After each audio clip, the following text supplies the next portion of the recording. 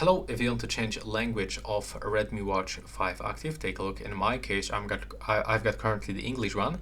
So you can do this for sure, but you cannot do this from your watch. You will have to grab your phone. And on your phone, you will have to go for settings. And you will have to find language settings. So in my case, it's available in the system.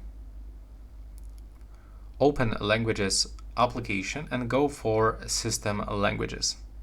Now you can bring here any language that you want. If you don't have here any languages, you will have to add language manually from this list. And now you will have to click and hold with your finger and drag at the top at the first place and then click change. And take a look right now. After a few moments, the language will be actually changed. So we can take a look. If it is not working, sometimes you will have to turn off your device.